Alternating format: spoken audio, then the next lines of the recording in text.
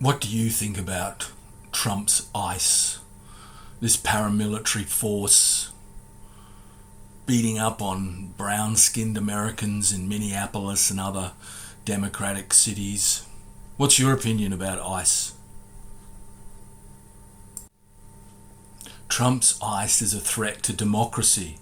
If you have ICE already targeting brown-skinned Americans in Democrat cities, then the next obvious step for the Trump regime will be to do this during elections, the midterms.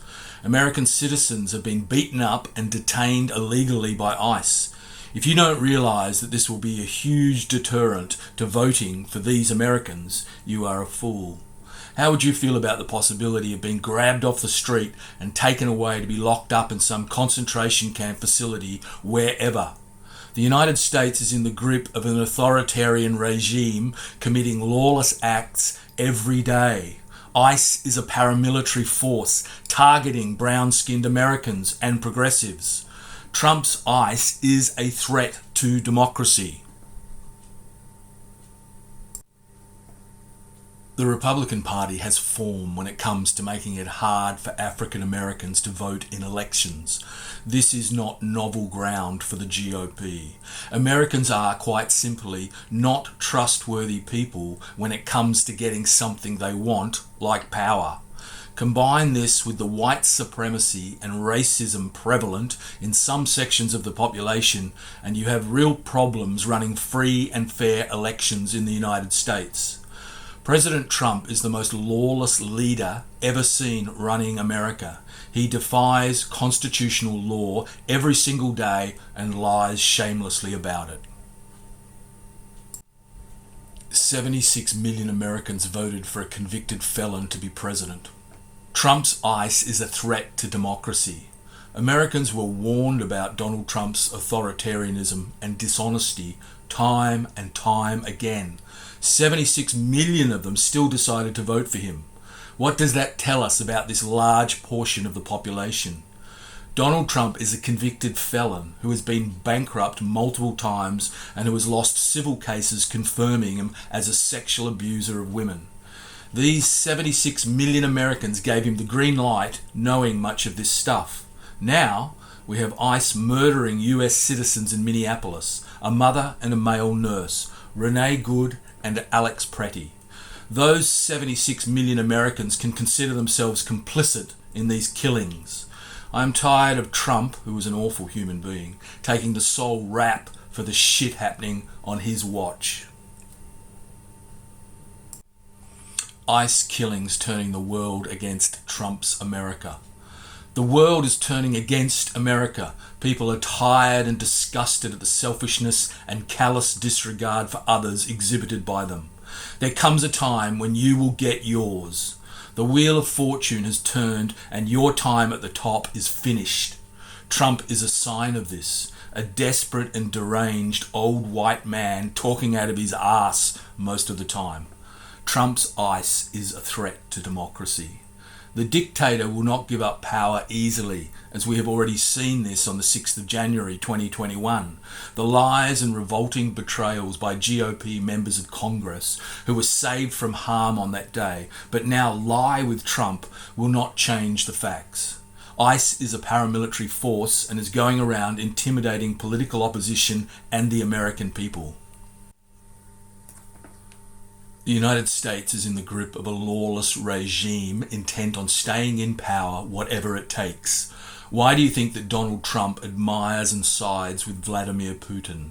They are both arch criminals intent on profiting from a world run by mob bosses. The latest release of the Epstein Files has shone a light on these relationships, the triumvirate of Epstein, Putin and Trump. Screwing young girls, sex trafficking, doing dirty deals for dark money, a cabal of billionaires pulling the strings behind the scenes. These men should be in jail or dead. We do not want them running our world. Labor leads suppression of Australian right to protest. Governments in Australia are denying the democratic right to protest. Labor leads suppression of Australian right to protest. Witness the violence of New South Wales police as they punched the shit out of protesters in the Sydney CBD. The crowd was protesting the visit of Israeli President Isaac Herzog and was unable to follow the traditional route to Macquarie Street following a court order. Quite understandably, many Australians are unhappy about the genocide committed in Gaza by the IDF. What is disappointing is the erosion of the democratic right to protest by citizens down under. Governments are all about control and surveillance in 2026. Sadistic and violent cops beat up on protesters. Police beating the crap out of protesters captured on video tells the real story.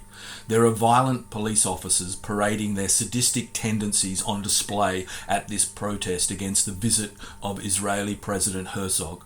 In an interview with a New South Wales police spokesman, I was surprised at the low level of education demonstrated by this police officer. His mispronunciations and misuse of the English language had me worried. Where do they find these guys? Thugs in the style of those ICE agents in America, beating up on brown-skinned folk over there. We are obviously not attracting the best of the best to the New South Wales Police Service. Labor leads suppression of Australian right to protest. Palantir, surveilling you and me. Big tech is no longer the good guy, if it ever really was. Now it is all about digital surveillance and controlling the population. Palantir is probably the worst of the worst when it comes to tech designed to spy on us. These guys are fueling ICE in America with the capability to surveil US citizens and denizens in real time. Corporations and government agencies in Australia and around the world are ramping up their abilities to peer into your private life. Technology is not just a cool phone, but a weapon against our right to privacy. In the hands of dictators and despots like Netanyahu and Trump, the outcome for private citizens is bad. Labor leads suppression of right to protest. Protests against social injustice and war crimes are necessary ways for democracies to make their feelings known to those in power. The Bondi massacre was not a result of the protest movement for Palestinian freedom. In fact, it is the suppression of such demonstrations which fuel such heinous actions as the Bondi shooting. The Labor governments of Minns and Albanese are disappointing on this count. Kowtowing to Zionist pressure and foreign influence will not heal the fissures within our communities. New South Wales police beating the shit out of protesters will do little for social cohesion either. Too often today, governments want to control us through things like technology. The role of governing is not about making things easier and more convenient for those doing the governing. Misters Albanese and Minns would do well to remember that.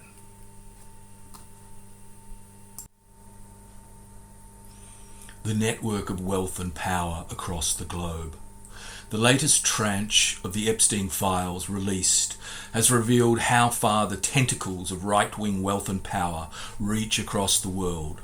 Bill Shorten, the favourite whipping boy of the Australian right, along with being falsely accused of past union corruption, had Clive Palmer spending big on attack ads during the last week of the 2019 federal election. Steve Bannon, Donald Trump's former campaign director, is claiming to Jeffrey Epstein that he had advised Clive Palmer on this matter. Those on the right are, as we know, terrible liars, and Epstein and Bannon are both headline acts in this regard. Taking credit for stuff is what these guys do. Whatever the factuality of this matter, it reveals the network of wealth and power across the globe. RBA funding right-wing think tanks down under. The RBA, our central bank, had been funding right-wing think tanks for decades since 2006. These think tanks promoted neoliberalism and anti-unionism down under. The RBA did not fund any progressive think tanks on the other side of politics. This exposes the reality that this Aussie institution is not politically impartial. The ABC reports, and in 2020 the RBA said it had been paying the Centre for Independent Studies and the Sydney Institute $20,000 a year each since 2006 to support their work, but it hadn't provided similar support to left-leaning think tanks. Why does the RBA, this supposedly independent body, reckon it is okay to fund right-wing influences in Australia? In light of this, should we be entrusting our central bank with the role of independent economic umpire? Neoliberalism and anti-unionism over the last 30 years in Australia have played a large role in the rampant inflation within our residential property market.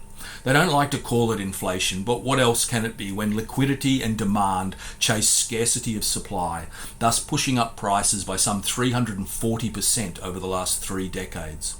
The CGT discount and negative gearing are all policies which have overheated the residential property investment market. Former BM John Howard oversaw much of these policies and the acceleration of neoliberalism down under. Jeffrey Epstein, Kevin Rudd, and Peter Mandelson. Jeffrey Epstein, the late financier and sex trafficker of underage girls for rich men, had his tentacles into everything across the globe. There are references to Epstein sticking his appendage into the Rudd government's plan to impose a tax on the super profits of mining corporations during the Aussie mining boom. Once again, Epstein claims credit for advising corporate interests to go hard against such a measure. Peter Mandelson, the former Labour minister and British ambassador to the US for a short time, was involved in this tactical move of wealth and power in opposition to the Australian federal government. The network of wealth and power across the globe in action, protecting billionaires against the interests of the people. The ABC reports newly released documents reveal UK politician Peter Mandelson wrote to Jeffrey Epstein in 2010 about a campaign against the Rudd government's proposed mining super profits tax. Lord Mandelson shared with Epstein an email from ex-Strata's then boss Mick Davis, who said his company was directly attacked by the Australian Prime Minister. In the email, the politician suggests an approach to the tax, saying, "You do not want to turn it into an issue of who governs Australia, elected representatives or the mining companies. Rich men pulling together to campaign against paying tax on super profits down under. In Australia, we have seen how multinational corporations will do anything to avoid paying their fair share of tax. The PwC betrayal of the Australian federal government by divulging tax change information to its corporate clients in direct contravention of its responsibilities to the government. This was really treasonous behaviour, but once again, the protection payment racket meant no criminal prosecution was undertaken. The boys' club continues to let down the Australian people who expected to see heads roll. Dirty deeds done for a profit and influence. Jeffrey Epstein imbues that dirty deeds done dirt cheap ethos via his behaviour in collusion with Vladimir Putin, the cabal of scumbag billionaires and oligarchs, which includes Donald Trump, Putin, Elon Musk, Peter Thiel, Bill Gates, Howard Lutnick, and a cast of thousands, operates the network of wealth and power across the globe. They have their tentacles in everything, it seems. Young girls for sex is only an appetizer for Epstein and co. Dirty deals done to maximise profit and pay no tax feeds these monsters their meat and potatoes on a daily basis. Names like Richard Branson, Deepak Chopra, Noam Chomsky, Woody Allen, Bill Clinton, Larry Summers, Steve Tisch, Andrew Mountbatten Windsor, and many more make you realise the depravity of American elite culture. Israel is writ large across the Epstein Files, and its corruption plays a big part of what Jeffrey Epstein was up to: money, sex, and power. Only the wealthy matter, you know. This statement has been the overwhelming meta-narrative running through human political history forever. I studied ancient history for many years, and this was true in ancient Greek and Roman civilizations as well. The aristocracy has always seen itself as the only thing that really mattered. Only the wealthy matter is top of the bill in Trump's America right now. The evidence for this is manifest in multiple places. Trump's great big beautiful bill cut taxes for billionaires and slashed spending on the poor. The Trump cabinet is populated by more billionaires than ever seen before. Big tech oligarchs lined up to kiss the ring of President Donald Trump at his inauguration. Elon Musk, the world's richest man, inserted himself into the Trump's administration via Doge to garner attention on this stage. The messaging is clear. Only the wealthy really matter. Only socialism for the rich. America does not believe in socialism, not for the poor at any rate. It does for the wealthy when banks and big companies need bailing out, as during the 2008 global financial crisis. This tells us that only the wealthy matter. Everyone else can go and suffer or starve. The bullshit that passes for political discourse in the United States is hypocritical to the extreme, pulling yourself up by your bootstraps whilst the very wealthy get billion-dollar handouts. It is obscene. Wealthy businesses mattered during COVID down under. Only the wealthy matter, otherwise you are not even in the conversation. In Australia, during the COVID pandemic, the LNP coalition federal government funded very wealthy companies as part of JobKeeper. About $6.2 billion in JobKeeper wage subsidies were paid to businesses with more than $10 million in turnover that did not experience a minimum 30% fall in turnover in the first 6 months of the scheme. The government has acted decisively to protect lives and livelihoods, committing $311 billion in direct economic and health support since the onset of the pandemic. The action has been central to Australia's world-leading response to COVID-19. The wealthy avoid paying their fair share of tax. The only the wealthy matter credo has echoed throughout history. Judgments have been passed upon those who are worth looking after and those considered collateral damage if things go belly up. Taxation in the 21st century is another place where how much wealth you have defines the level of tax you pay. Americans of the right-wing persuasion reckon that the more money you make, the less tax you should have to pay, especially since President Ronald Reagan. The wealthy down under spend hundreds of thousands with tax accountants to ensure that they don't pay much tax. Family trusts, negative gearing, and other such devices are utilised to minimise their taxable income. Wealth hardly gets taxed in Australia, and we copy the Yanks shamelessly in regard to this. American corporations doing business down under do not pay their fair share of tax. They do this via tricks, like shifting profits to tax havens, to reduce the billions they make here. Only the wealthy matter when it comes to who pays their fair share of tax. White meant wealthy. White supremacy is another feature of the Trump regime in America. White Americans have been ensuring that only white folk get rich for decades and centuries. They had segregation as an unspoken policy in regards to where they lived. Whites only was the rule. Banks would not finance African Americans. Real estate agents would not sell homes in these areas to blacks. This is one of the reasons why you get black ghettos in the cities full of rundown apartment blocks, because African Americans were excluded from the suburbs. Owning residential property is the defining determinant of wealth in America and Australia. Renters are locked into ongoing poverty in comparison to homeowners. Institutional racism has ruined the lives of millions by obstructing economic opportunity.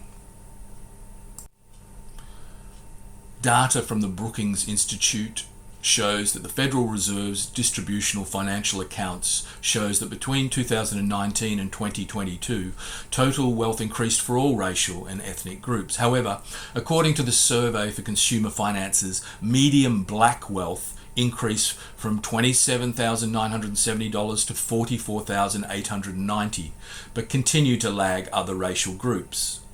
In 2022, median wealth was approximately $62,000 for non-white Latino or Hispanic households, $285,000 for white households, and $536,000 for Asian American households.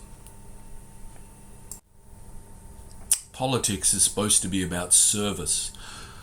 The other weird thing is that someone like President Trump has never served as an elected member of the House of Representatives or the Senate. Trump has never served the people in any of these capacities, but their system allows him to stand for president. The essence of politics is supposed to be about service, but I don't think Americans really understood that part of it. They are so enamored of the individual that they think governing is all about the president. Politicians are, in essence, elected civil servants, there to serve the American people. I don't think that anyone mentioned this to Donald Trump. The American political system is pretty weird. Americans prefer lies to the truth. How do I know this? They elected President Donald Trump. A greater exponent of the lie cannot be found. A bigger liar I do not know. Trump lies as often as he breathes, it seems. Imagine being Donald Trump's parents. Sorry, I know that is a horrifying thought, but bear with me for a moment. Have a think about what it must have been like to have a son who constantly told mistruths. Of course, he later became a celebrity pay TV star who lied about being a billionaire. His whole life has been one great big lie, underscored by millions of little lies. Why do Americans love lies over actual facts? Lies are invariably more dramatic and are more easily spread on this basis. Sharing a lie can make you more popular. Telling lies initially makes you appear more exciting and interesting. Social media is the best conduit for lies because of its anonymity factor. Americans invented social media. Americans prefer lies to the truth. Dealing with facts and the truth is far more challenging. President Donald J. Trump is the biggest liar this high office has ever known. All the minions Trump surrounds himself with have to lie a lot to stay in his orbit.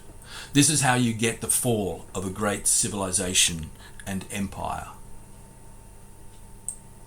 Dealing disinformation is now the American way. Where did this get started? Communications companies created campaigns to discredit information that their clients paid them to make go away. Fossil fuel corporations funding campaigns to discredit the science of climate change and global warming. Right-wing political strategies followed that up, getting ignorant folk on board with these lies and disinformation. Tobacco companies had this ball rolling decades earlier, funding science to obscure causal relationships between smoking and lung cancer. In addition, they would run campaigns to discredit individual scientists themselves, smear the source, paying people to lie. America got used to having the waters muddied. A lot of the conspiracy fever is manufactured by public relation strategists in this way. The lies that America prefer to hear. Americans prefer lies to the truth. During the COVID pandemic, hundreds of thousands of Americans got sick and died. Right-wing campaigns made mask wearing and vaccines political issues rather than matters of scientific fact.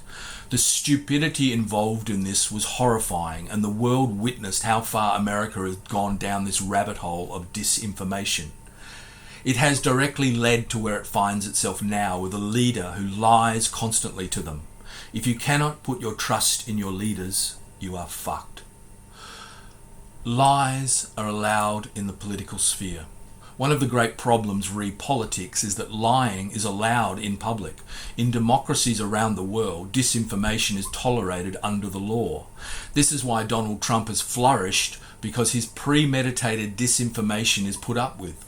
If we had a stricter interpretations of what constitutes a lie under the law, we would not have a President Donald Trump in our midst.